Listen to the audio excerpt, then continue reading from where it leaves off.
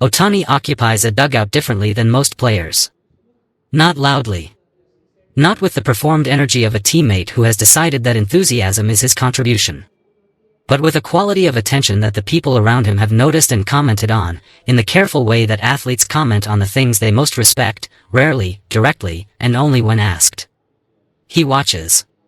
He notices. He tracks not just the game on the field but the people around him, the way they're carrying the inning, the specific texture of someone's struggle in real time. When Sasaki came off that mound, Ohtani had already been watching. He didn't wait for Sasaki to find a seat and let the dugout absorb him back into its routine. He didn't give the moment time to harden into silence, which is what silence does when it's left alone in a space where someone is struggling. He moved toward him. Quietly. In the unhurried way of someone who had already decided what needed to happen and was simply doing it. What followed was not long. Dugout conversations never are. The game is still moving, the inning is still happening, and the world keeps its pace regardless of what is being said on the bench. But whatever Ohtani said to Sasaki in those minutes, whatever words he chose in whatever combination of Japanese directness and baseball wisdom and simple human recognition, they were enough. More than enough. Weeks passed. Sasaki pitched again. And then again. And then, gradually and unmistakably, in the way that a pitcher finds himself when the noise quiets and the mechanics return and the trust comes back, he began to look like the person Japan had always believed he was. The splitter moved again the way the scouts had described it. The fastball found its location. The at-bats that had felt complicated started feeling manageable again. And the specific fear that lives inside every young pitcher who has walked off a mound in the first inning, the fear that the meltdown is not an isolated event but a preview, began to lose its grip. When a reporter finally asked him directly, when the question was put to him plainly, in the way that reporters ask questions when they already suspect the answer is going to be worth hearing, Sasaki didn't hesitate the way athletes sometimes hesitate when they're deciding how much to reveal. He said it without armor. It's all thanks to Shohei-san. 5 words. In a press area where multiple languages were being translated simultaneously, where the context was baseball and the occasion was a post-game availability and the expectation was the usual careful management of public narrative. 5 words that landed outside all of that. The US media, which has spent years developing a particular relationship with Ohtani, admiring, analyzing, sometimes struggling to find the right framework for someone who doesn't fit the frameworks they already have, recognized immediately that this was a different kind of story. Not a transaction story. Not a performance story. Something quieter and more durable. They asked the follow-up question that everyone in the room was already thinking. What did he say? Sasaki shared enough for the shape of the moment to become clear, even if the specific words remained between the two of them. What Ohtani had understood, and what he had communicated in the dugout during that first inning collapse, was something that goes deeper than pitching mechanics and more honest than motivational language. He had understood that what Sasaki needed in that moment was not instruction. It was not a technical correction or a strategic reframe or a reminder of what his stuff was capable of when it was working. Any coach in any dugout could have offered those things. Any veteran could have pulled him aside and talked about release points and pitch sequencing and the mental reset between innings. Ohtani gave him something that only someone who had arrived in America from Japan, who had carried the weight of national expectation across an ocean, who had stood in the earliest and most fragile stages of building something in a foreign league, could authentically give him. Recognition.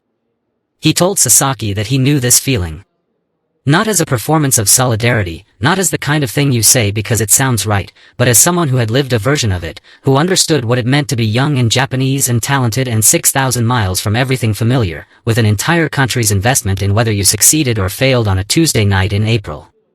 He told him that this moment, this specific, awful, first-inning collapse moment, was not the definition of who he was. He had seen what Sasaki was capable of. He had watched him, the way Ohtani watches everything, with the attention of someone who takes the details seriously. And what he saw was not a pitcher who had broken down. What he saw was a pitcher who had hit the first real wall of a career that was going to have many walls, and who now had to decide what kind of person he was going to be on the other side of it. That is a different kind of message than mechanics. It is the kind that travels with a person. Sasaki went back out. Not that inning, the damage was done and the math of it was already settled. But in the innings after. In the games that followed. In the slow, honest, unglamorous process of rebuilding confidence that doesn't make highlight reels and doesn't generate graphics but is the actual substance of what a young pitcher's development looks like from the inside. He was different. Subtly, meaningfully, in the ways that matter more than the ways that are easy to see. The body language changed first. The way he stood on the mound, not rigid with the tension of someone trying not to fail, but present in the way that pitchers are present when they trust themselves enough to be in the moment rather than managing it from a distance. Then the stuff followed. Because stuff follows trust. It always does. The pitcher who is trying not to walk anyone almost always walks more people than the pitcher who has decided, on some level below analysis, that he can throw the pitch he wants to throw and it will go where he intends. Sasaki found that level again. And when he found it, the splitter came back. The fastball found its edges.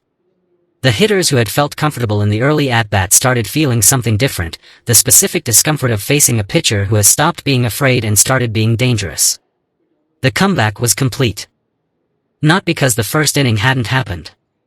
It had happened. It was in the record and the memory and the hard drive of every broadcast that aired it. Nothing erased that. But because of what Roki Sasaki had decided to do with it. And because of what Shohei Ohtani had said to him before he made that decision. There is a version of Ohtani that the sport has learned to talk about. The velocities and the distances and the ERA and the slugging percentage. The records and the contracts and the arguments about legacy.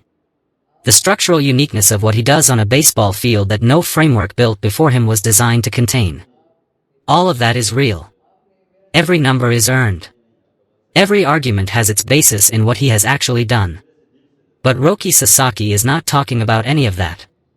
What Sasaki is talking about, what he could not contain in 5 words and spent several more sentences trying to explain and still could not fully capture, is the version of Ohtani that exists in the quiet of a dugout after a first-inning collapse.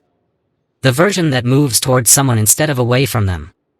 The version that finds the right words in the right moment for a 23-year-old who needed to hear them more than he needed anything else that baseball had to offer that night. That version doesn't show up in StatCast. It shows up in a young pitcher who came back. And in the words he chose when someone finally asked him why. It's all thanks to Shohei-san.